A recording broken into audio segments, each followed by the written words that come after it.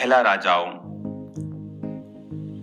उसकी 18 बाब को हम पढ़ेंगे और उसके बाद उसकी 30 आयत को पढ़ेंगे। ये करमेल पर्वत के ऊपर एलिया था, जहां पर उसने बाल के सभी नबियों को मारा था और बाल के 450 नबी और अशेरा के 400 नबी, तो इनको किस तरह से उसने नष्ट किया, इस 18 बाब में हम उसे पूरी रीति से पढ़ते हैं। लेकिन आज जिस विषय पर मैं आपको आगे लेके जाऊंगा वो आपके लिए बहुत जरूरी है। तो एलिया ने 30 आयत में लिखा, सब लोगों से कहा मेरे निकट आओ, तो सब लोग उसके निकट आए। तब उसने यहोवा की वेदी को जो गिराई गई थी मरम्मत की। बाइबल कहती है जो वेदी थी वो गिरी हुई थी। तो सबसे पहले उसने वेदी की मुरम्मत की। तब एलिया ने याकूब के पुत्रों की गिनती के अनुसार, जिसके पास यहोवा का वचन आया था, तेरा नाम इज़राइल होगा, 12 पत्थर छांटे और उन पत्थरों से यहोवा के नाम की वेदी बनाई और उसके चारों ओर गड्ढा खोदा और 200 ताकि बीज उसमें समा सके। कितना बड़ा गड्ढा था वो। और लकड़ी को सजाया, बछड़े को टुकड़े टुकड़े कर लकड़ी पर रखा और 4 घड़े पानी भर के होम बलि पशु और लकड़ी पर उसने कहा उंडेल दो। अब यहाँ पर परमेश्वर का आत्मा जो हमें सिखा रहा है वो ये है कि परमेश्वर, उसने कहा था कि मैं ये सजा के रखूंगा और तुम भी अपने देवता से प्रार्थना करना, मैं अपने परमेश्वर से प्रार्थना करूंगा, जो आग उतार कर उत्तर देगा वही परमेश्वर है। तो जब उसने उसकी बारी आई तो बाइबल कहती है कि जब दूसरे नबी उसको नहीं कर सके, आग नहीं उतार सके, जब एलिया की बारी है तो पहले उसने टूटी हुई वेदी की मुरम्मत की। आप जानते हैं परमेश्वर की जो फायर है ये एक प्रूफ है कि आप परमेश्वर की आत्मा के साथ जुड़े हुए हैं। एक व्यक्ति बिना फायर के गिफ्ट्स को यूज कर सकता है, पर ये जो फायर है इसी का परमेश्वर ने जिक्र किया था कि ना तू ठंडा है ना गर्म। एक विश्वासी की जिंदगी में पवित्र आत्मा की अग्नि होनी चाहिए, क्योंकि यही जीसस क्राइस्ट के बारे में कहा गया था कि यूहन्ना ने कहा था मैं तुम्हें पानी से बैप्टाइज करता हूं, लेकिन मेरे बाद जो आने वाला उसकी जूती का बांध खोलने के मैं योग्य नहीं, वो तुम्हें पवित्र आत्मा और आग के साथ बपतिस्मा देगा। तो हमें ये बात को बड़े ध्यान से समझना है कि परमेश्वर ने कहा कि मैं तुम्हें पवित्र आत्मा के साथ और आग के साथ बैप्टाइज करूंगा। एक अग्नि है, अग्नि जो प्रेजेंस जो है वो निशानी है कि पवित्र आत्मा आपकी जिंदगी में है। ये निशानी है कि आप परमेश्वर के साथ सही चल रहे हैं। लेकिन एलिया को यह बात मालूम थी कि वो अग्नि कभी भी परमेश्वर नहीं उतारेगा जब तक मेरी वेदी जो है वो टूटी हुई है। इसीलिए आपको 2024 की प्रोफेटिक नाइट में, 31 नाइट में आपको बोला गया था कि 2024 में जो लोग अपनी वेदियों को बनाकर रखेंगे परमेश्वर बड़ा काम करेगा। जब आप उस वेदी का मतलब है कि परमेश्वर के सामने अपनी जिंदगी को, प्रार्थना की जिंदगी को सही रीति के साथ उसे करेक्ट करना। आज की, कल नहीं की, परसों ज्यादा कर ली, फिर 2 दिन छुट्टी कर ली, ये रॉन्ग है, स्पिरिट में अच्छी बात नहीं है। जैसे मान लो आज आपने खाना खाया, फिर आपने 2 दिन बाद खा लिया, फिर आपने 1 दिन चंगा ब्यास ही चंगा ही खा लिया है ना फिर 2 दिन छुट्टी कर ली, आपकी लाइफ हेल्थी नहीं रही, बॉडी आपकी हेल्थी नहीं होगी। चाहे आप कैलोरी इनटेक उतना ही लें, लेकिन आपकी बॉडी कभी हेल्थी नहीं होगी, क्योंकि आपकी बॉडी को, आपके मेटाबॉलिज्म को फूड चाहिए। कुछ कुछ घंटे बाद आप उसे दें, फिर उसे फास्टिंग पे रखें, फिर दें। इस तरह से आपकी बॉडी हेल्थी रहती है। स्पिरिट का क्या रूल है? स्पिरिट भी सेम, एक दिन हैवी प्रेयर और फिर 7 दिन छुट्टी, ये रॉन्ग है। इसीलिए उसको मालूम था कि आग नहीं उतरेगी। जब आग नहीं उतरेगी लोगों को यकीन नहीं होगा। आपकी लाइफ में परमेश्वर की आग नहीं है तो गवाहियां नहीं है। आग नहीं है तो शैतान की उपस्थिति होगी, शैतान के अटैक होंगे। शैतान के अटैक होंगे तो लोगों के सामने आपकी टेस्टिमनी कंप्लीट नहीं होगी। आपकी लाइफ भी उन्हीं की तरह स्ट्रगल वाली होगी। आपकी लाइफ में भी वही झंझट, झमेले, कंफ्यूजन होगी जो अन्य जाति लोगों की लाइफ में चल रही है। तो आपकी टेस्टिमनी कभी भी स्ट्रांग नहीं हो सकती अगर आप वेदी को बनाएंगे नहीं तो। अब वेदी बन गई कि लाइफ को मैंने कमिट कर दिया कि परमेश्वर मैं तेरा हूं, तौबा कर लिया आपने।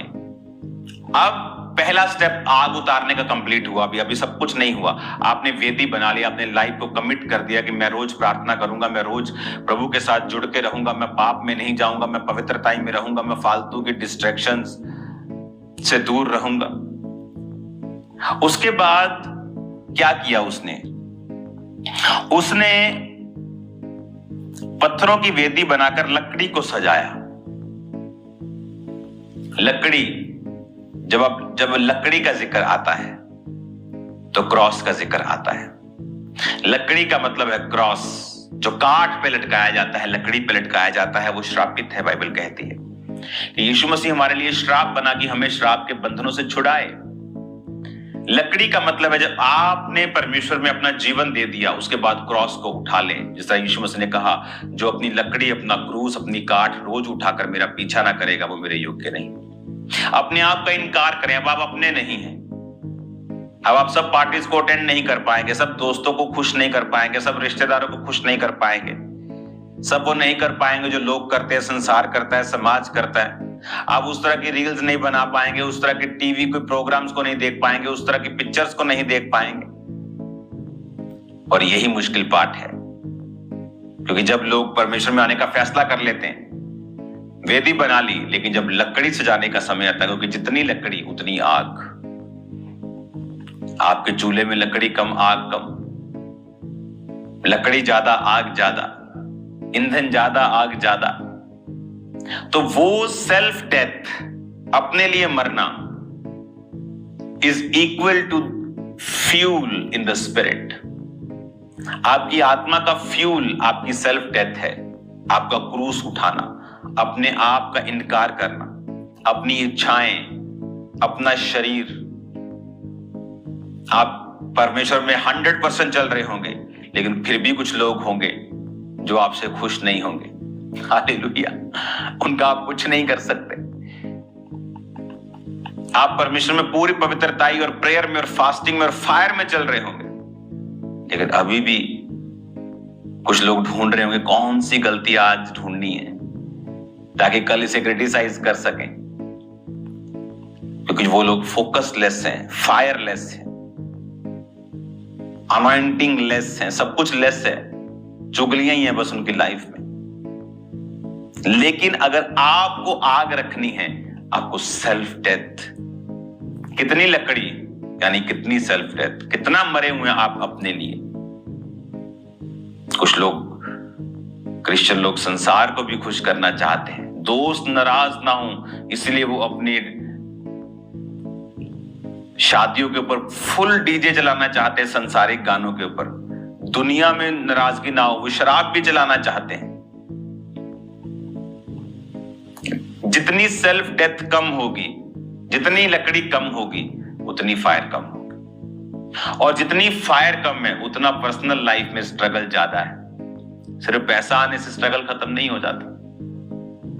Family struggle, mental struggle, health struggle, mental health struggle, peace struggle, many type of struggles, लेकिन वो खत्म नहीं होंगे।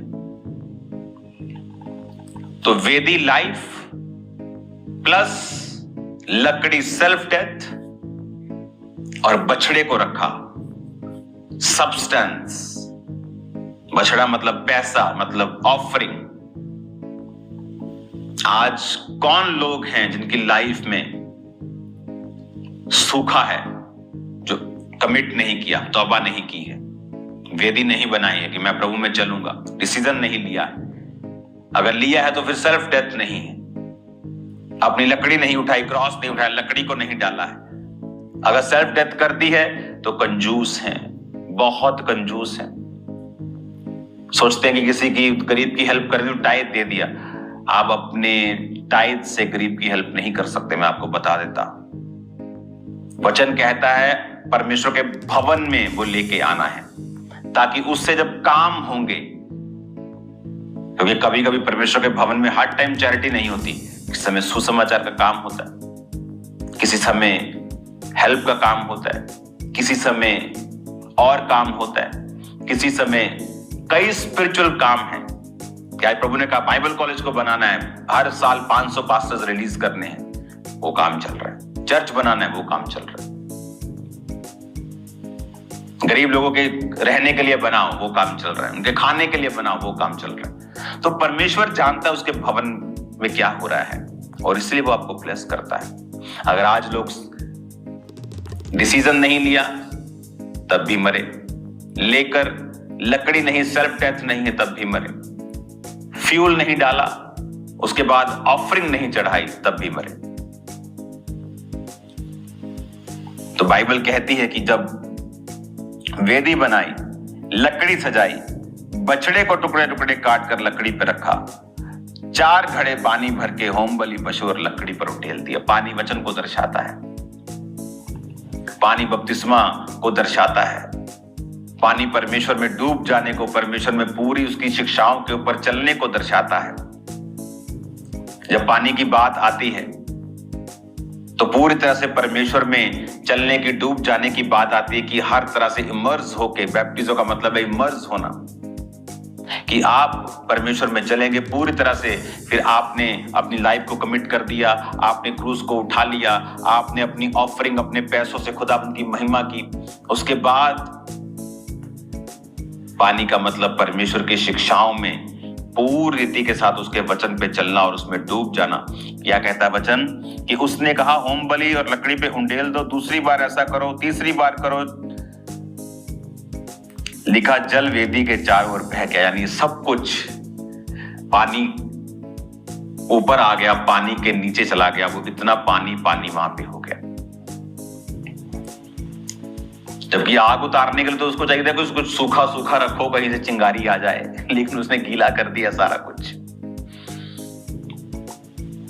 और फिर उसने जब प्रार्थना की तो परमेश्वर ने आग उतारी और सब कुछ, पानी, लकड़ी, बछड़ा, सब वेदी, सब भस्म कर दिया। परमेश्वर ने आग उतार कर परमेश्वर ने उत्तर दिया।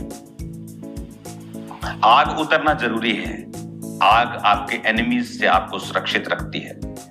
आग आपके दुश्मनों को शर्मिंदा रखती है। आग आपको सुरक्षित रखती है। आग आपको जीवित रखती है, आपको गर्म रखती है। आपकी बॉडी में से अगर आग को खत्म कर दिया जाए, आप मर जाएंगे। मुर्दे पे हाथ लगाते कहते जी ठंडा है, ये अग्नि नहीं है, फायर नहीं है, वो ठंडा हो चुका है। स्पिरिचुअली अगर आप अग्नि में हैं, आप जीवित हैं, गर्म हैं, जीवित हैं, ठंडे हैं, आप मर चुके हैं। तो इस राजाओं की शिक्षा में पहला काम जो आपको करना है, अपनी वेदियों को स्थापित कीजिए, प्रार्थना को स्थापित कीजिए, तौबा, प्रार्थना, अपने आप को सेल्फ डेथ में लेके चलिए, अपने आप का इनकार कीजिए। जो मेरे पीछे आएगा वो अपने माता पिता भाई बहन सबसे मुझसे अधिक प्यार करे तो वो मेरे काबिल नहीं है।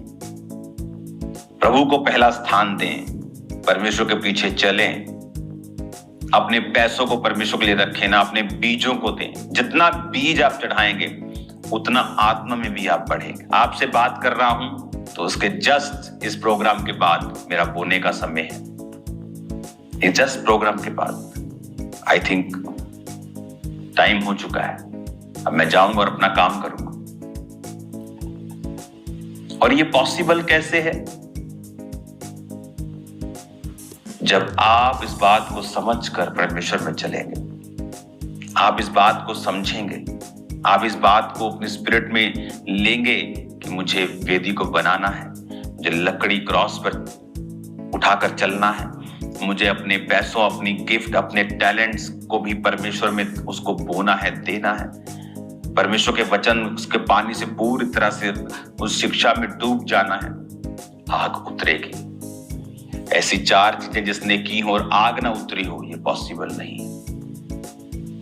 इसको मैं कंटिन्यू जारी रखूंगा ताकि आपको समझ आए, क्योंकि इसमें अभी एक भेद और है, लेकिन उस टाइम लगेगा देने में।